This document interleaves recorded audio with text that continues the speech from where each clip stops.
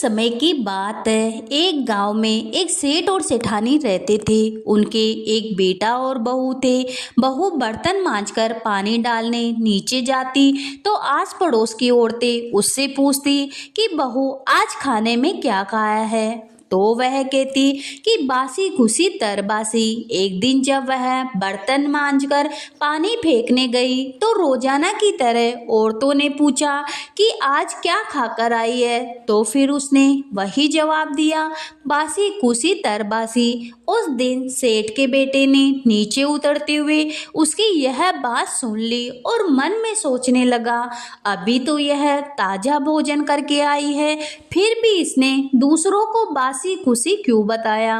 दूसरे दिन उसने माँ से कहकर खीर खांड का भोजन बनवाया। माँ, बेटा और बहू तीनों ने बड़ी प्रसन्नता से भोजन किया। बहू बर्तन मांजकर पानी को नीचे डालने गई तो पीछे पीछे उसका आदमी भी गया। आज भी हमेशा की तरह औरतों ने पूछा कि आज क्या खाया तो उसने वही जवाब दिया, बासी खुशी तरबासी। उसके आदमी को बहुत गुस्सा आया। आज तो मेरे सामने खीर खांड के भोजन किया है, फिर भी यह बासी खुशी बता रही है, इसमें क्या रहस्य है। इस बात को समझने के लिए वह रात का इंतजार करने लगा। जब रात हुई और बहू कमरे में आई तो उसके आदमी ने पूछा कि आज तूने खीर खांड के भोजन किया, फिर भी पड़ोसी औरतों को बासी खुशी क्यों बताया। तब बहू मुस्कुराई और बोली कि यह न तो आपकी कमाई हुई धन दौलत है, न आपके पिताजी की कमाई हुई है, यह तो आपके दादा परदाओं की कमाई हुई धनराशि है। तो बासी खुशी हुई या नहीं। यह सुनकर उसने परदेश जाने की सोच ली तथा सुबह उठकर माँ से बोला, माँ कमाने के लिए मैं परदेश जाऊंगा। माँ ने कहा, अपने पास तो बहुत धन है, तुझे परदेश जाने की क्या आवश्यकता है। लेकिन बेटे की जिद करने पर माँ ने परदेश जाने की स्वीकृति दे दी। वह कमाने के लिए परदेश चला गया। वहाँ उसे एक सेठ के यहाँ नौकरी मिल गई। कुछ ही समय में वह सारा कामकाज करने लग गया। सेठ अपना सारा कारोबार उसे सौंपकर स्वयं तीर्थ यात्रा करने चला गया। इधर सास ने बहू से कह रखा था कि दिए को बुझावे तो चूल्हे को मत बुझाना और चूल्हे की बुझावे तो दियों को मत बुझाना। लेकिन एक दिन दोनों अग्नि बुझ गई तो बहू पड़ोस में अग्नि लेने गई। उसने देखा वहां पड़ोस की औरतें किसी माता जी का पूजन कर रही है। यह देखकर उसने पूछा, बहन आप किस माता जी का पूजन कर रहे हो, मुझे भी बताओ, यह किसका व्रत है तथा इसके करने से क्या फल मिलता है। तो उनमें से एक बोली, हम चौथ माता जी का व्रत और पूजन कर रही हैं। यह बिछड़ों को मिलाती है, निपुत्री को पुत्र देती है, घर में सुख शांति का वास रखती है। तब इस पर बहू ने कहा, मेरे पति को भी परदेश गए काफी समय हो गया, मैं भी चौथ माता जी का व्रत करना चाहती हूँ, लेकिन मेरी सास मुझे बाहर नहीं आने देती। तब मुझे कैसे पता लगेगा कि चौथ माता जी का व्रत कब है। इस पर औरतों ने कहा, तुम रोजाना एक डिबिया में गेहूं का दाना रखती जाना, जिस दिन 30 दाने पूरे हो जावे उसी दिन व्रत करके शाम को चौथ माता जी की पूजा करके चंद्रमा को अर्घ देकर फिर खाना खा लेना। साहूकार की बहू कहे अनुसार व्रत करने लग गई। व्रत करते करते काफी समय बीत गया तो चौथ माता ने सोचा, यदि इसकी नहीं सुनी तो अपने को कोई नहीं मानेगा, कोई नहीं पूजेगा। तब चौथ माता जी साहूकार के बेटे के सपने में जाकर बोली कि साहूकार का बेटा सो रहा है या जाग रहा है। उसने कहा, न तो सो रहा हूँ न ही जाग रहा हूँ, मैं तो चिंता में पड़ा हूँ। इस पर चौथ माता जी ने कहा, अब चिंता छोड़ और तेरे घर जाकर सबकी सुध ले। उसने कहा कि मैं कैसे जाऊँ, मेरा कारोबार बहुत फैला हुआ है। तब चौथ माता जी बोली, सुबह उठकर नहा धोकर दुकान पर जाकर चौथ विनायक जी का नाम लेकर घी का दीपक जलाना, तेरा सारा काम सुलझ जाएगा। सुबह उसने वैसा ही किया। देखते ही देखते सारा हिसाब किताब हो गया और उसने घर जाने की तैयारी कर ली। घर को रवाना हुआ तो रास्ते में एक सांप जा रहा था। उसने सांप को सिसकार दिया। सांप ने गुस्से में आकर कहा, मैं तो अपनी 100 साल की उम्र पूरी करके मुक्ति पाने जा रहा था, तूने बांध डाल दी, अब तो मैं तुझे डसूंगा। इस पर साहूकार के बेटे ने कहा, मैं 12 साल से मेरी माँ और पत्नी से मिलने जा रहा हूँ, उनसे मिलने के बाद मुझे डस लेना। तब सांप बोला कि तू घर जाकर पलंग पर सो जाएगा। तब उसने कहा, मैं अपनी औरत की चोटी नीचे लटका दूंगा, उस पर चढ़कर आ जाना। घर पहुंचा तो वह बहुत उदास था, किसी से कुछ नहीं बोला। बेटे के कुछ नहीं बोलने पर उसकी औरत बड़ी होशियार थी। वह सब बात पता करके उसने कमरे की एक सीढ़ी पर दूध, दूसरी सीढ़ी पर चूरमा, बालू, रेत, इत्र, फूल आदि 7 सीढ़ियों पर 7 वस्तुएं रखी। आधी रात को फुसकारता हुआ सांप आया और सभी वस्तुओं का आनंद लेकर कहा, साहूकार की बहू, तूने आनंद तो बहुत दिया, पर वचनों का बंधा हुआ हूँ, सो डसूंगा ही। चौथ माता जी ने सोचा, इसकी रक्षा नहीं करी तो कलयुग में अपने को कोई नहीं पूजेगा, कोई नहीं मानेगा।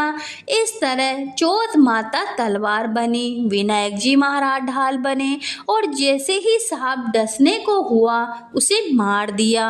साहूकार के बेटे को नींद नहीं आ रही थी। सांप के मरते ही उसने अपनी पत्नी को उठाया और चौपड़ पासा खेलने को कहा। सुबह देर तक बेटा बहू नहीं उठे तो माँ ने कहा, बेटा तो थका हुआ था पर बहू क्यों नहीं उठी? जाकर देखा तो खून ही खून हो रहा था। उसने कहा, मेरे बेटे बहू को किसी ने मार डाला। तब अंदर से बेटा बोला, माँ, हमारा बेरी दुश्मन मरा है, यहाँ सफाई कराओ तब हम बाहर आएंगे। माँ ने वहाँ सफाई कराई। वे बाहर आए। नीचे आकर उनसे माँ से पूछा, माँ, मेरे पीछे से किसी ने कोई धर्म किया क्या? तो बहू बोली, मैंने किया। इस पर सास ने कहा, तूने क्या किया? तुझे तो मैं 4 रोज का खाना समय पर देती थी। बहू बोली, मैं महीने में 1 चौथ का व्रत करती, सुबह का खाना पानी वाली को देती, दूसरी बार का गाय के बछड़े को देती, तीसरी बार का उंधियाने में गाड़ देती, वह चौथी बार का पूजा करके चंद्रमा को देखकर फिर खाती। मैंने पूजा के लिए बनिए की दुकान से घी गुड़ मंगवाया, सो उसका जाकर हिसाब करो। सास ने पानी वाले से पूछा तो उसने कहा, महीने में 1 दिन मुझे रोटी देती थी। बछड़े से पूछा तो उसके मुंह से फेब के फूल गिरे। उंधियाना खोदा तो रोटी के सोने के चक्कर निकले।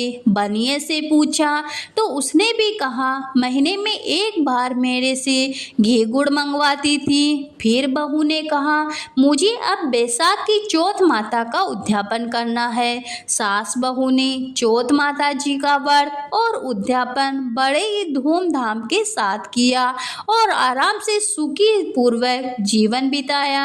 हे चौथ माता जी, जैसे उस पर प्रसन्न हुई वैसे सब पर प्रसन्न होना। कहानी सुनने वाले, हुकारा भरने वाले सभी की मनोकामना पूरी करना, सभी पे अपना आशीर्वाद बनाए रखना। तो प्रेम से बोलिए चौथ माता जी और विनायक जी महाराज की जय हो। एक समय की बात है, एक गांव में एक बुढ़िया माई रहती थी। वह गणेश जी महाराज की परम भक्त थी। गणेश जी महाराज की पूजा पाठ करती। गणेश जी भगवान को भोग लगा कर ही वह खाना खाती। बैसाख का महीना आया, बड़ा महीना आया तो उसने सोचा, चलो मैं पुष्कर स्नान के लिए जाऊं। ऐसा विचार कर पड़ोसन के घर गई और बोली कि बहन, मैं पुष्कर स्नान के लिए जा रही हूँ, क्या तू मेरे गणेश जी महाराज को रख लेगी? पड़ोसन बोली, मुझे तो सेवा पूजा पाठ कुछ आती ही नहीं, बताओ कैसे करूं? तब बुढ़िया माई बोली, सवेरे इनको उठाना, गंगा जी से लोटा भरकर पानी लाना, आते समय बगीचे से फूल आदि लाना, भगवान को जल और कच्चे दूध से नहलाना, चंदन लगाकर फूल चढ़ाना, दूध का भोग लगाना, दोपहर में जो भी रसोई बनाओ उसका भोग लगाना, शाम को दिया जलाना, ऐसी सेवा पूजा पाठ मेरी गणेश जी भगवान की करना। यह कहकर वह चली गई। पड़ोसन ने बुढ़िया माई के कहे अनुसार किया, पर गणेश जी भगवान तो थाली पर जीमते ही नहीं, दूध भी नहीं पिया। यह देखकर वो चिंता में पड़ गई और बोली, हे गणेश जी महाराज, आपकी मालकिन आएगी तो मैं क्या कहूँगी कि मेरे भगवान को दुबला पतला कर दिया। अभी 1 महीना है, आप जीम लो तो मैं भी जीमूं और भूखी प्यासी बैठी रही। गणेश जी भगवान ने सोचा, अब तो इसको दर्शन देने ही पड़ेंगे। छोटा सा मोर मुकुट पीताम्बरधारी रूप लेकर पाटे पर बैठ गए और दूध भी पी लिया, जीम भी लिया। ऐसा हर रोज होने लगा। एक दिन गणेश जी भगवान ने कहा, ला बुढ़िया माई, मैं तेरी गाय चरा कर लाता हूँ। तो पड़ोसन बोली, थोड़े ही दिन तो रहोगी, क्यों जाते हो? पर गणेश जी भगवान तो नहीं माने। हाथ में सोने की लाठी, कंधे पर हीरे मोतियों का पीताम्बर डालकर गाय चराने जाए। महीना बीता, बुढ़िया माई घर आ गई। स्नान ध्यान से निर्वत होकर सोचा, मेरे गणेश जी महाराज को ले आऊं। पड़ोसन के घर गई। पड़ोसन बोली कि अभी तो गणेश जी महाराज गाय चराने गए हैं, शाम को आएंगे तब ले जाना। बुढ़िया माई गणेश जी महाराज के लिए जिद करने लगी और दोनों में झगड़ा हो गया। लोग इकट्ठा हो गए। पड़ोसन बोली, बुढ़िया माई को कोई समझाओ, 1 महीना निकला है, जैसे शाम तक और सब्र करे। पर बुढ़िया माई तो धरना देकर बैठ गई। शाम हुई, गणेश जी महाराज आए। गायों को उनकी जगह छोड़कर मंदिर में विराजमान हो गए। पड़ोसन बोली, बुढ़िया माई, ले जा तुम्हारे गणेश जी भगवान को। और गणेश जी महाराज को भी बोली, हे भगवान, अगर मैंने सच्चे मन से आपकी पूजा पाठ की है तो बुढ़िया माई को भी अपने दर्शन दो, नहीं तो यह मेरे प्रति अविश्वास रखेगी। तब गणेश जी भगवान साक्षात प्रकट हुए और बुढ़िया माई को भी दर्शन दिए। हे गणेश जी महाराज, जैसे आपने पड़ोसन माई की मान रखा और बुढ़िया माई की भी भक्ति का मान रखा, वैसे अपने सभी भक्तों का मान बनाए रखना।